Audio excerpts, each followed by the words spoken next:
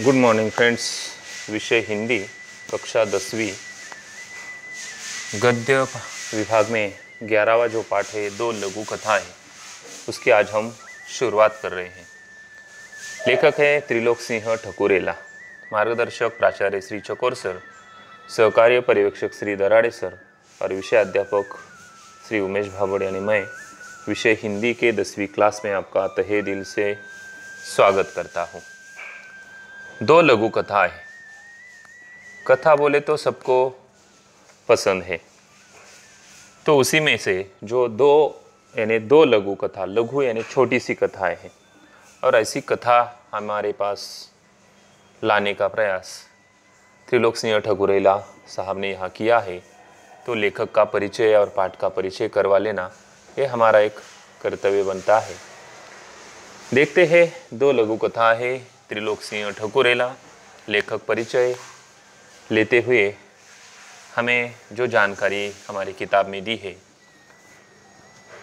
वही हमें यहाँ लेनी है। उनका जन्म 1966।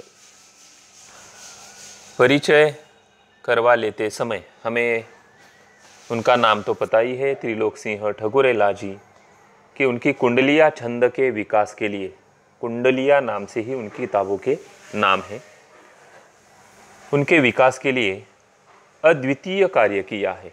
प्रमुख कृतियाँ है उनकी नया सवेरा, ये बाल साहित्य है, काव्यगंधा कुंडलिया संग्रह है, आधुनिक हिंदी लघु कथा है, कुंडलिया छंद है के 7 हस्ताक्षर, कुंडलिया कानन, कुंडलिया संचयन, समसामयिक हिंदी लघु कथाएं, कुंडलिया छंद के नए शिखर आदि संपादन उसने यहाँ किया है। देखो, यह जो 2 लघु कथाएं दी है उसमें से जो पहली लघु कथा है वह है मौन, और इस पाठ में जो 2 लघु कथाएं दी है उसमें से जो पहली लघु कथा हमें देखनी है, उसमें जो विषय लिया है उस विषय पर हमें एक बोध होता है। वो बोध हमें ध्यान में रखना है कि लेखक त्रिलोक सिंह ठकुरेला जी हमें यह कहना चाहते हैं कि आज समाज में कथनी और करनी में अंतर बताया है। कथनी और करनी में जैसे कि लोग बोलते अलग है और करते अलग है। जैसे कि हम देखते हैं कि राजनीति में जब चुनाव रहता है तो लोग ऐसा कुछ बोल के यहाँ जाते और करते कुछ नहीं, सत्ता पे जाते समय। वैसे ही यहाँ भी हमें कथनी और करनी में जो अंतर है उस अंतर का एक उदाहरण यहाँ बताने का प्रयास यहाँ किया है। मौन यानी बिना कुछ बोले शांत बैठना, उसे भी मौन कहा जाता है। लेकिन यहाँ मौन का अर्थ है कोई ऐसा विषय चल रहा है और अचानक शर्म से सभी बोलचाल या आपस में बातें करने वाले शांत बैठना, वो भी मौन है। जैसे कि हम क्लास में जब कुछ पढ़ते हैं तो सब बच्चे एकदम शांत बैठते हैं तो मौन रखते हैं और सिर्फ अध्यापक अपना कुछ विषय वहाँ बताने का प्रयास करते हैं, तो उसे भी मौन कहा जाता है। लेकिन यहाँ मौन का अर्थ देखते हुए हमें कुछ विषय यहाँ समझ कर लेना है। तो चलते हैं इस पहली लघु कथा में हमें हमारे लेखक क्या बताना चाहते हैं। तो उसमें पहला जो मौन भाग है उसके लिए हम जानकारी हासिल करते हैं। रघुराज सिंह बहुत खुश थे। रघुराज सिंह ये पहला पात्र है। उनके लड़के से अपनी लड़की का रिश्ता करने की इच्छा से अजमेर से एक संपन्न एवं सुसंस्कृत परिवार आया था। रघुराज सिंह और उनके लड़के का रिश्ता बनाने के लिए अजमेर से एक सुसंस्कृत परिवार आया था। किसके यहाँ आया था अभी तक जानकारी नहीं मिली, लेकिन देखते हैं। रघुराज सिंह का लड़का सेना में अधिकारी है। देखो, रघुराज सिंह जिस लड़की की शादी करनी है, रघुराज सिंह का लड़का सेना में यानी आर्मी में कुछ अधिकारी पद पर है। उनके 2 अन्य लड़के उच्च शिक्षा प्राप्त कर रहे, यानी 3 लड़के हैं रघुराज सिंह को, और उनके परिवार की जानकारी हमें यहाँ मिली है। लड़की के पिता ने रघुराज सिंह से कहा, क्या कहा है देखिए, उनके घर पे आते ही उसने उससे कुछ कहा, हम आपसे एवं आपके परिवार से पूरी तरह संतुष्ट है, यानी वो खुश है। क्यों? क्योंकि उनका लड़का सेना में अधिकारी है जो दूल्हा है, और उनके 2 भाई बड़े ही शिक्षा प्राप्त कर रहे हैं, इसलिए वो भी संतुष्ट है। आप भी हमारी लड़की को देख ले एवं हमारे परिवार के बारे में पूरी जानकारी कर ले, क्योंकि आपस में रिश्ता बनाना है तो दोनों परिवार को एक दूसरे को समझ कर लेना उतना ही जरूरी होता है। रघुराज सिंह ने कहा, जानकारी लेने की कोई जरूरत नहीं, हम आपसे भी पूरी तरह संतुष्ट है। देखो, दोनों परिवार एक दूसरे के साथ बहुत ही संतुष्ट है, तो उनका अभी जो शादी का मामला है वो तो तय होने वाला ही ऐसा लग रहा है। कहानी हमें यही बता रही है। लड़की के पिता ने पूछा, आपकी कोई मांग है तो हमें बताने की कृपा करें। देखो, शादी का माहौल है, शादी है तो उसमें कुछ लेन देन को होती रहती है।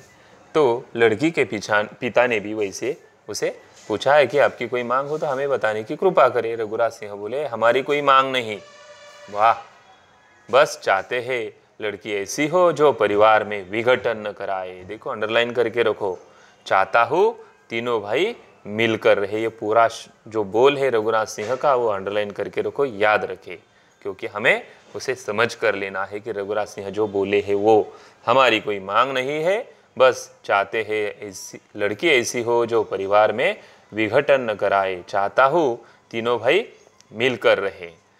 इससे बढ़कर क्या बात हो सकती है? जब बच्चों को अच्छे संस्कार मिलते हैं तो पूरा परिवार एक सूत्र में बंधा रहता है। बहुत ही अच्छा है, इससे बढ़कर क्या बात हो सकती है? बहुत ही अच्छी बात कही है। जब बच्चों को अच्छे संस्कार मिलते हैं तो पूरा परिवार एक सूत्र में बंधा रहता है, परिवार एकजुट रहता है। लड़की के पिता ने विनम्रतापूर्वक कहते हुए पूछा, साहब आप कितने भाई हैं? रघुराज सिंह से पूछा है तो रघुराज सिंह क्या बोलते हैं? रघुराज सिंह ने कहा, 3 भाई है और 1 बहन है। लड़की के पिता ने पूछा, आपके भाई क्या करते हैं? रघुराज सिंह, सबके निजी धंधे हैं, यानी व्यापारी है, कुछ धंधे हैं उनके। लड़की के पिता ने पूछा, आपने किसी भाई को बुलवाया नहीं? क्योंकि रिश्ता बनाने के लिए यहाँ आप अजमेर से यहाँ आए हैं, तो आपने किसी भाई को अपने साथ क्यों नहीं लाया? बहुत ही अच्छा सवाल लड़की के पिता ने उसे पूछा था, लेकिन रघुराज सिंह झिझकते हुए उसे बोले, अजी हम भाइयों में बोलचाल बंद है।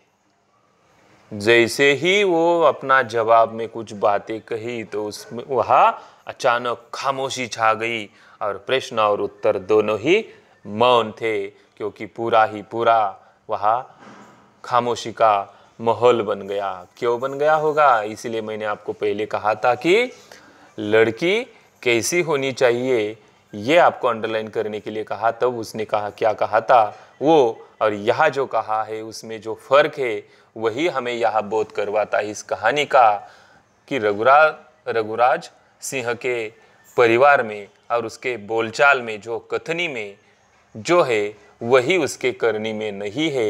यही बोध इस कहानी से हमें यहाँ मिलता है, और हमारे लेखक भी इस मौन कहानी से यही बताना चाहते हैं। बहुत ही अच्छे ढंग से यह कहानी बताने का प्रयास त्रिलोक सिंह ठकुरेला जी ने यहाँ किया है कि लोग बोलते क्या है और करते क्या है, इसका उदाहरण हमने यह दिखा है। देखो, इसी कहानी पर हमें कुछ सवाल पूछे हैं, तो उस सवालों के बारे में हम थोड़ी सी जानकारी यहाँ लेते हैं।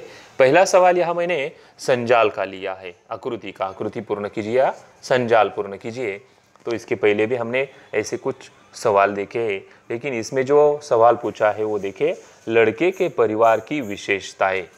देखो, जो लड़का रघुराज सिंह का जो लड़का है, वो लड़का यहाँ आया था अपने भाइयों के साथ और पिताजी के साथ शादी के लिए, तो उसके विशेषता यह बताने का प्रयास हुआ है, और वही विशेषता यहाँ हमें देखनी है। तो देखते हैं, लड़के के परिवार की विशेषता यह बतानी है। एक उदाहरण के तौर पर मैं आपको विशेषता बताता हूँ।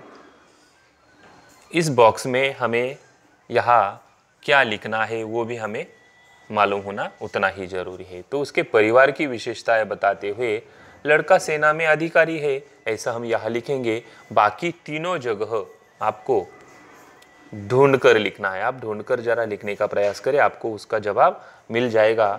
2 अंकों के लिए ऐसा सवाल यहाँ पूछा जाता है। बहुत ही अच्छा है। लड़के के परिवार की विशेषताएं बताते हुए हमें जल्दी समझ में आ जाएगा। आज के लिए बस इतना ही। धन्यवाद।